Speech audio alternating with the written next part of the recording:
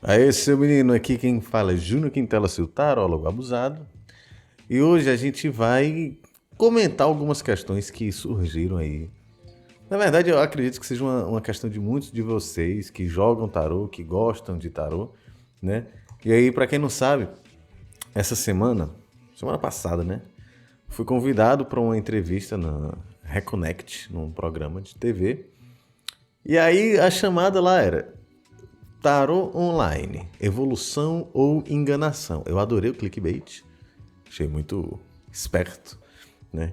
E aí lá eles me fizeram algumas perguntas que eu achei interessante e aqui eu vou responder com um pouquinho mais de profundidade do que deu para responder lá, né? Então, primeira pergunta que eu vou trazer aqui para vocês é esses jogos de tarô online, né? Esse que eu faço, por exemplo, na carta da semana, toda segunda-feira. Que o pessoal por aí faz, né? A Paula Prado faz. Tem outros canais aí que fazem, que eu não vou lembrar aqui o nome. Mas enfim, tem uma galera que faz esses jogos aí pro signo, ou então, sei lá, uma mensagem para você. Então imagina o seguinte, ali vai sair uma mensagem que teoricamente é para servir para um bocado de gente. Vamos fazer alguns recortes para a gente poder entender com um pouquinho mais de clareza esse tipo de situação. Quando você vai para uma igreja evangélica, por exemplo, você chega lá, o pastor ele vai falar um bocado de coisa. Algumas dessas coisas vão servir como uma luva. A carapuça é perfeita para você. Algumas dessas outras coisas não vão encaixar exatamente com o que você está vivendo, só que aquela mensagem pode ser útil para você. Pode ser que a partir dali você tenha uma ação melhor no mundo, você seja uma pessoa um pouquinho mais consciente. Então, ali são mensagens, muitas vezes genéricas, mas que vão servir para algumas pessoas. E isso é bom, isso pode ser bom. Claro que isso também pode servir como um instrumento de manipulação. Aí você precisa ter cuidado. Mas assim, existe muita coisa ali que pode ser útil para muita gente, né? A gente não pode negar isso.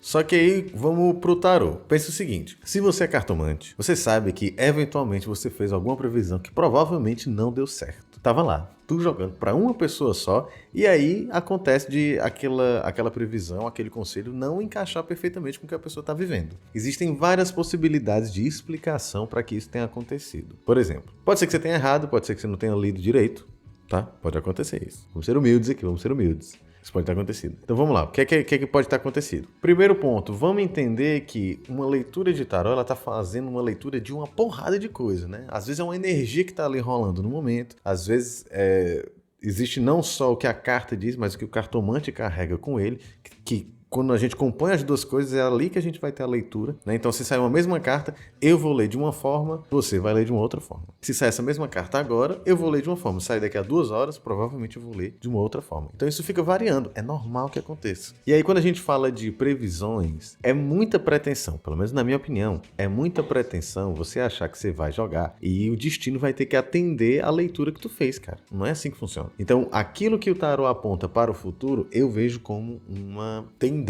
Como assim uma tendência, Jânio? Vamos lá pensar o seguinte. Tem aquele aplicativozinho de GPS que você bota para ir num determinado lugar, né? Ele vai dar uma estimativa, vai demorar 10 minutos para você chegar num determinado lugar. Se acontecer alguma coisa no meio do caminho, pode ser que esse tempo ele aumente. Então você ia levar 10 minutos, quando você percebeu, você demorou 13 minutos para chegar lá. Uma batida, um sinal que deu problema.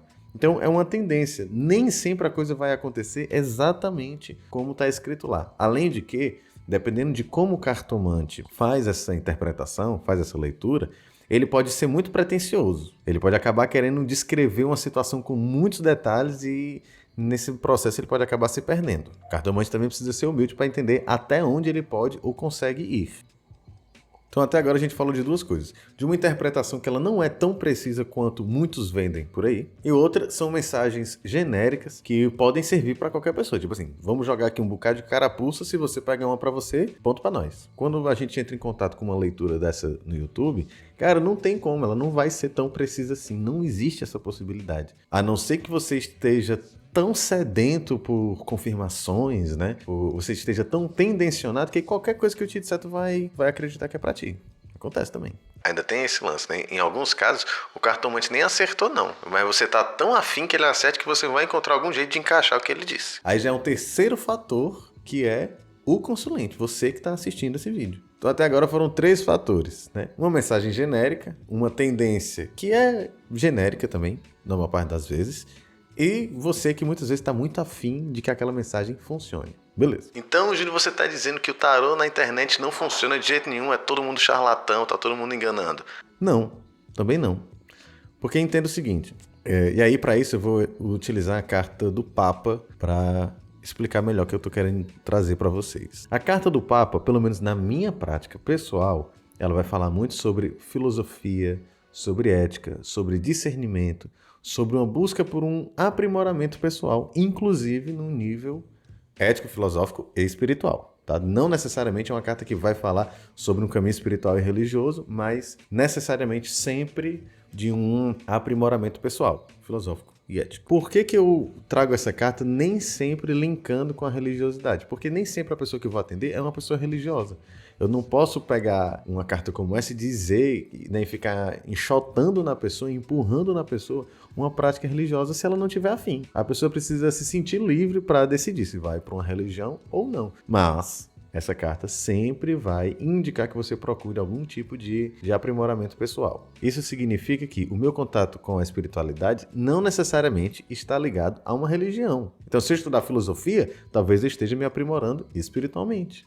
Se eu procurar ser uma pessoa ética, talvez eu esteja me aprimorando espiritualmente também, não é? Júnior, tu tá dando muita volta. O que é que tu quer dizer com isso, cara? Se eu faço um jogo, como é o caso da carta da semana, onde o meu propósito é jogar um bocado de ideia aqui para você, e você ligar os seus pontos, para você ter os seus insights, as suas mudanças pessoais, e assim se aprimorar, aí eu vejo esse jogo como um jogo muito válido, que é a forma que eu jogo. Claro, né? Eu vou jogar do jeito que eu acho que vai funcionar. Agora, então se eu vendo para vocês que o meu jogo da carta da semana vai dizer exatamente o que você vai viver naquela semana, aí já é, na minha opinião, uma desonestidade. Como eu disse na entrevista, esses jogos que acontecem no YouTube, eles podem ser muito úteis dependendo de como isso é conduzido.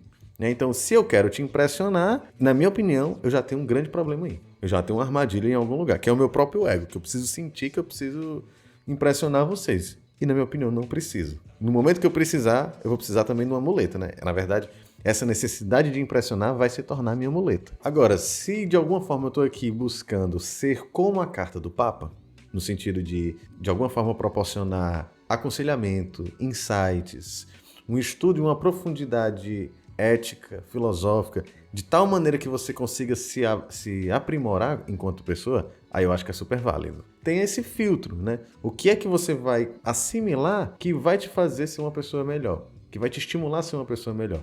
Porque se tu estiver vendo esses jogos pra, sei lá, pra saber da vida do outro, por exemplo, aí eu acho que, sinceramente, você tá fazendo uma fuleiragem mesmo. Então, todos esses jogos sempre são genéricos? Quando eu tô falando de jogos gerais, muito provavelmente eles são genéricos, sim. Eu não posso afirmar que todos são, porque seria muita pretensão na minha parte saber de tudo isso. Mas, na maior parte, serão genéricos, sim.